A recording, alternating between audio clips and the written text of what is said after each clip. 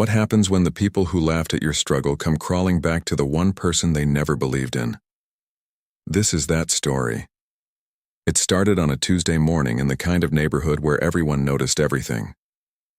Clover Ridge Estate sat on the east side of Columbus, Ohio, a stretch of manicured lawns and gleaming driveways where the cars were polished every Saturday and the flower beds were never out of season. It was the kind of place where appearances weren't just preferred, they were enforced, and nobody enforced them harder than the people living on either side of house number 14. That was Elena Vasquez's house. From the outside, it looked like all the others, a two-story colonial with shutters and a front porch. But up close, the differences were obvious. The gutters needed cleaning. The paint near the garage was starting to peel. The driveway had a crack running straight down the middle that Elena had been meaning to fix for 2 years. She knew it. She saw it every single morning when she loaded her daughter into the car at 6:45 before the sun had fully decided to show up. Elena was 31 years old. She worked the early shift at Mercy General Hospital as a patient care technician, 12 hours on her feet, running between rooms, changing bedding, checking vitals, talking to people who hadn't been spoken to kindly in days. It wasn't glamorous.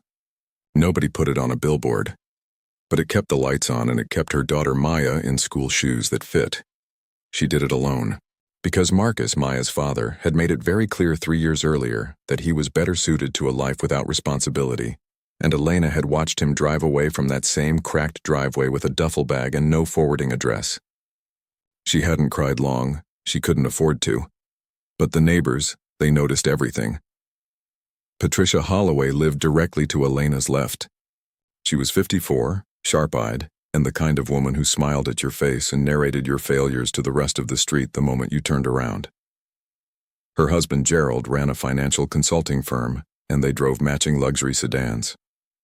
Patricia was the unofficial president of the Clover Ridge Homeowners Association, a title she'd given herself through sheer persistence and an inability to mind her own business.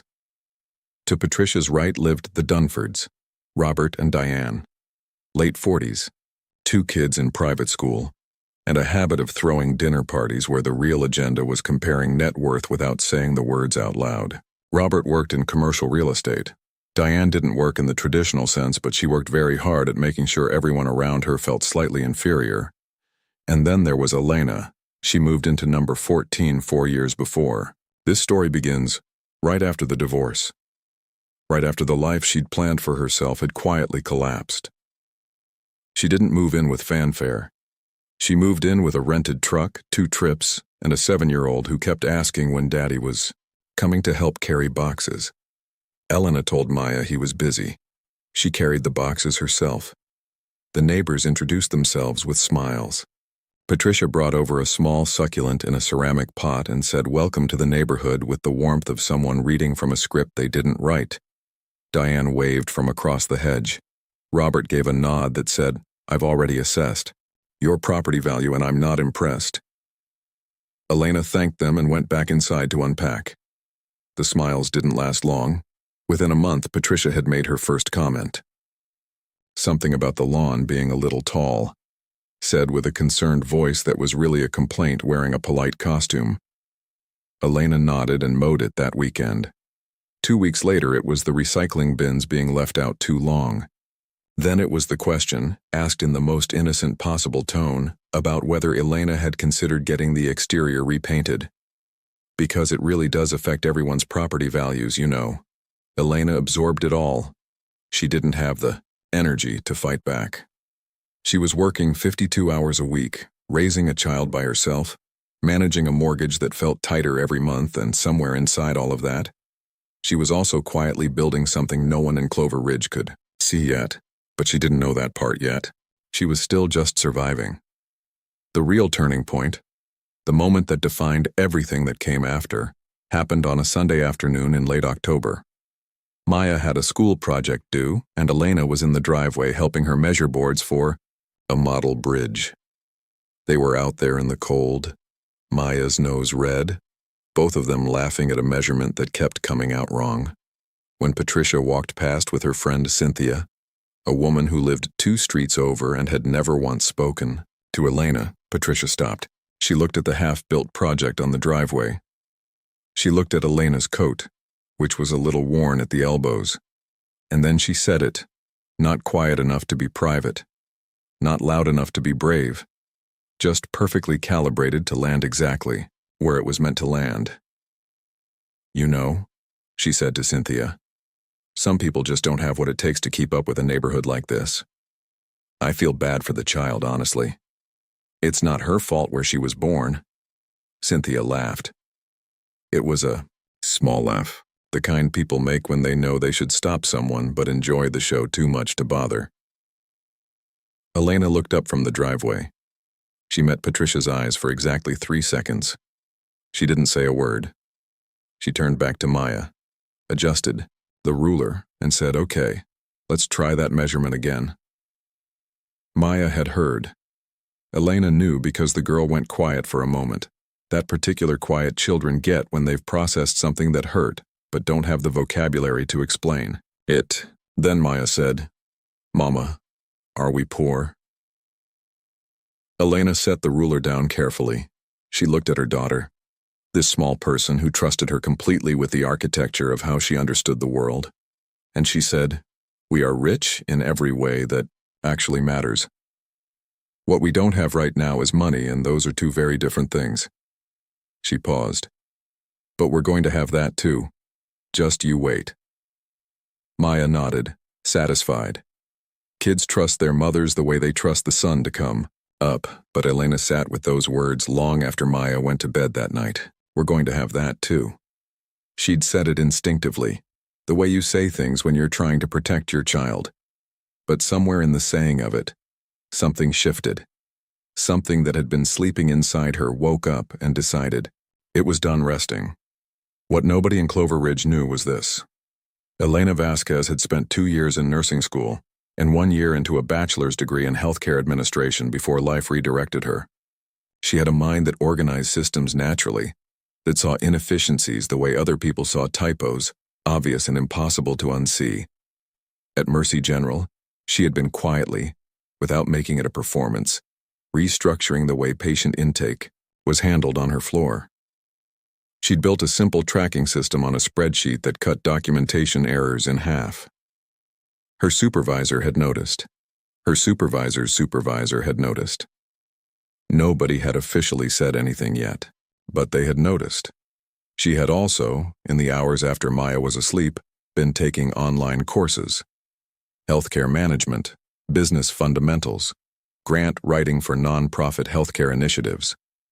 She studied at the kitchen table with a lukewarm cup of coffee and the sound of the neighborhood finally going quiet around her.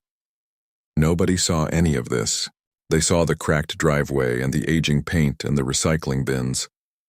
The following spring, Patricia organized a neighborhood association meeting at her house. Elena wasn't invited, but the meeting was technically about her property, about the aesthetic impact of deferred maintenance, which was how Patricia described a peeling garage and a garden that wasn't as structured as the ones on either side of it. Diane Dunford nodded through most of it. Robert offered to provide a contact who did exterior work at reasonable rates, said with the generosity of someone who actually meant to condescend. A neighbor 3 houses down, a retired teacher named Mr. Okafor, was the only one who asked why they weren't simply talking to Elena directly. The room got quiet. Patricia said something about just wanting to handle it as a community matter. Mr. Okafor left early, and on his way out he stopped by number 14 and knocked. Elena answered the door in her scrubs, just back from a shift. Mr. Okafor told her what had happened. Not to stir things up, he said, but because he thought she deserved to know. He also said, "For what it's worth, I think you're doing a remarkable job." Elena thanked him. She closed the door. She stood in the hallway for a long moment, her back against the wall, eyes on the ceiling. Then she sat down at the kitchen table and opened her laptop. 14 months later, Elena Vasquez was hired as the operations coordinator for a regional network of community health clinics based in Columbus. It was a salaried position, full benefits, and a title that had never existed before because the position had been created specifically for the kind of work she'd already been doing without being paid for it. The director of the network, a woman, named Dr. Renata Cruz, had seen Elena's internal reports at Mercy General through a colleague and reached out directly. She said, "I've been looking for someone who thinks the way you think for 3 years. I don't think you should keep working below your capacity." Elena negotiated her salary twice before accepting.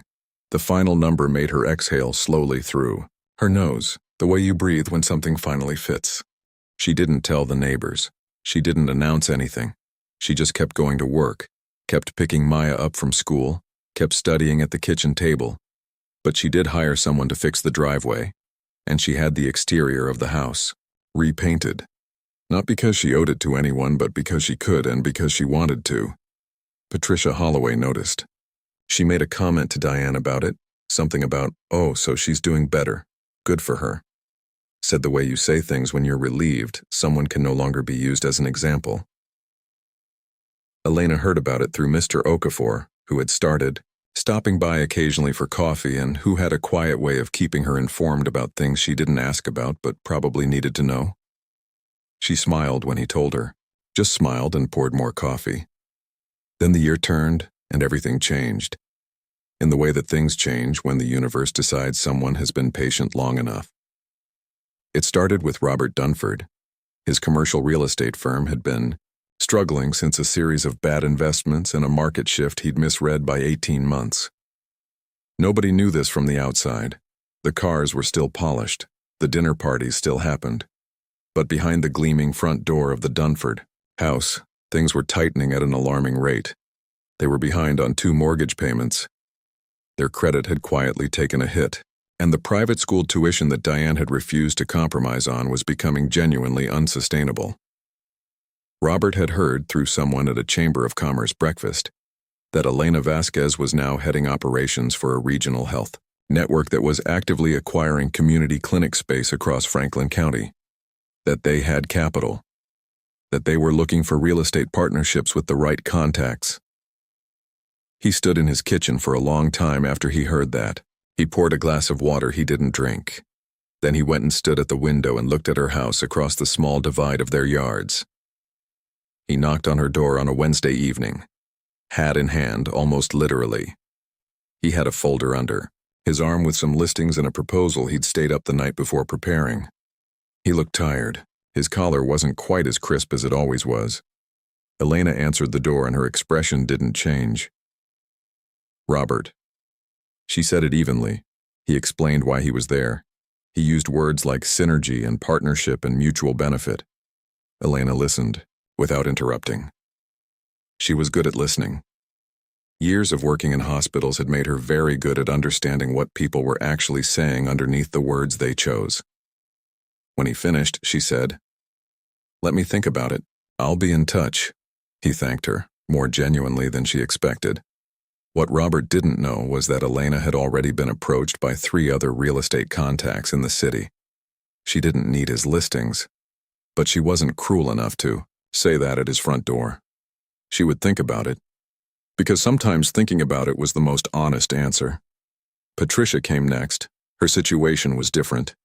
Gerald Holloway had retired early, and his pension was smaller than the life they'd been living required. Patricia, who had never built a career of her own, suddenly found herself at 54 needing to re-enter a job market that had moved on without her. She had organizational skills.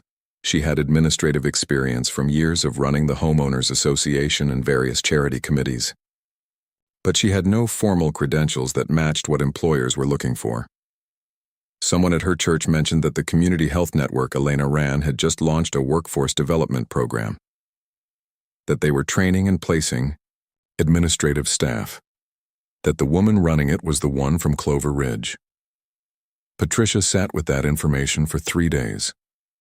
She rearranged her living room. She reorganized her spice cabinet. She watered plants that didn't need watering. Then on a Saturday morning, she walked across the driveway dividing their properties and knocked on number 14's front door. Maya answered. She was 15 now, tall, with her mother's eyes and a directness that could stop a conversation in its tracks. "Is your mom home?" Patricia asked. Maya looked at her for one long beat. Then she turned and called into the house. "Mom." It's the neighbor. Elena came to the door drying her hands on a dish towel. She looked at Patricia. She looked at the woman who had stood in a driveway 7 years ago and said some people just don't have what it takes. Come in, Elena said. She said it simply, not warmly, not coldly, just clearly. The way you hold a door open for someone when it's the right thing to do regardless of the history. They sat at the kitchen table. The same table where Elena had studied late into the night for years. Patricia looked around the kitchen with an expression Elena recognized. It was the expression people get when a place surprises them by being better than they expected. Patricia explained her situation. She stumbled through it, which was unusual for a woman who was generally very fluent in her own narrative. She said things like, "I've always been community-oriented and I have more to offer than people realize." She didn't apologize for any of it. Elena hadn't expected her to. When Patricia finished, Elena said, "The workforce program has an application process. It's not a favor system. You'd have to go through the same steps as everyone else." Patricia nodded. She understood that. Elena slid a printed information sheet across the table. "I'll be honest with you," she added. "The program is competitive, but if you apply and your application is strong, it'll be evaluated on its merits." Patricia picked up the sheet. She looked at it for a moment, then she said, "You've done well for yourself."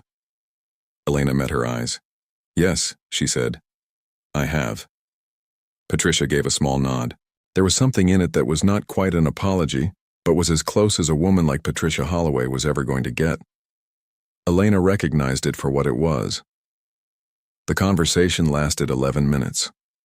Patricia left with the information sheet, folded neatly in her hand. Elena stood at the kitchen window and watched her walk back across the driveway. Maya came and stood beside her, leaning against the counter with her arms crossed. "What did she want?" Maya asked. "Help," Elena said. Maya was quiet for a second. "Are you going to help her?" Elena turned from the window. She thought about a 7-year-old, girl on a driveway in October, a ruler that kept giving the wrong measurement, and a question asked in the quiet voice of a child trying to understand the shape of the world she'd been born into. "I'm going to treat her fairly," Elena said, "which is more than she did for us. But it's what I'd do for anyone, so it's what I'll do for her." Maya thought about that. Then she said, "That's very mature of you, Mama." Elena laughed. It was a real laugh, the kind that fills a kitchen. What happened after that wasn't a single dramatic moment. It was a series of smaller ones, the kind that don't make headlines but change the architecture of a community quietly and permanently. Robert Dunfords' listings ended up being partially useful after all. Elena brought them to the table in a meeting with the network's real estate team. 2 of the properties were genuinely viable for clinic expansion. The deals that came from them gave Robert's firm a foothold when they needed it most. He never forgot that. He became, quietly and without fanfare, a reliable professional contact who referred people to Elena's network with consistency and sincerity. Patricia Holloway applied to the Workforce Development Program. She submitted her application on a Tuesday, 2 weeks after sitting at Elena's kitchen table. The committee reviewed it without knowing who she was. She was accepted on the basis of her demonstrated organizational experience and her essay, which the program director described as unusually self-aware. Patricia completed the training and was placed as an administrative coordinator at one of the network's clinics in Westside Columbus. She was, by all accounts, very good at it, and she was a different version of herself in that building than she had been in Clover Ridge. Smaller in the ways that ego makes people large, and larger in the ways that usefulness makes people matter. She never directly addressed what she'd said in that driveway 7 years ago, and Elena never brought it up. Some things don't need to be spoken to be understood. Maya Vasquez, now 15 and growing into someone who asked hard questions and refused comfortable answers, started a peer mentorship program at her school that paired younger students with older ones who had experience navigating difficult home situations. She said the idea came from watching her mother, specifically from watching her choose over and over again to use what had been done to her as fuel rather than as a wound. Mr. Okafor came for coffee on a Sunday the following spring and found Elena sitting on the newly repaired front porch with a book she hadn't opened yet. The neighborhood was quiet. The lawns were green. Somewhere down the street, a kid was riding a bike in slow loops. "You seem settled," he said, taking the chair beside her. Elena considered the word. She turned it over the way you turn a coin over, to see both sides. "I'm not finished," she said. "But I'm not afraid either. And I think for a long time those two things were tied together for me. Fear and stopping. Now they're not." Mr. Okafor nodded. He was the kind of man who understood when something didn't need a response. They sat there in the quiet of a Tuesday morning. Two people who had both, in different ways, stayed standing through the judgment of people who had no idea what they were looking at. The sun moved. A car passed. Somewhere inside the house, Maya was laughing at something on her phone. Elena finally opened the book. There is a specific kind of cruelty that hides inside casual dismissal. It doesn't announce itself. It doesn't raise its voice. It just looks at a woman managing the full weight of her life with steady hands and says quietly, "She's not one of us." And the damage it does is slow and deep, the kind you carry long after the person who caused it has forgotten it happened. But there is also a specific kind of strength that grows in people who absorb that cruelty and choose again and again to keep building anyway. Elena Vasquez could have left Clover Ridge when things got hard. She could have shrunk into herself and made herself smaller to survive the neighborhood's assessment of her. She could have accepted the version of herself they had already decided on. She didn't. She just kept studying at the kitchen table. She kept showing up for her daughter. She kept doing the work that no one was watching yet. And one day, without a dramatic announcement or a moment of public vindication, the world caught up to who she had always been, and the people who had once stood in judgment. They knocked on her door. That part doesn't need to feel good. It doesn't need to be revenge. It just needs to be what it is. Proof that the story isn't over when someone decides you don't belong. It's over when you decide it is. And some of us, the ones who keep going, never make that decision at all. If you have ever been the person in the cracked driveway while others watched from pristine lawns, this is for you. Keep building. Keep studying. Keep showing up. The version of you that those people cannot imagine is already on the way.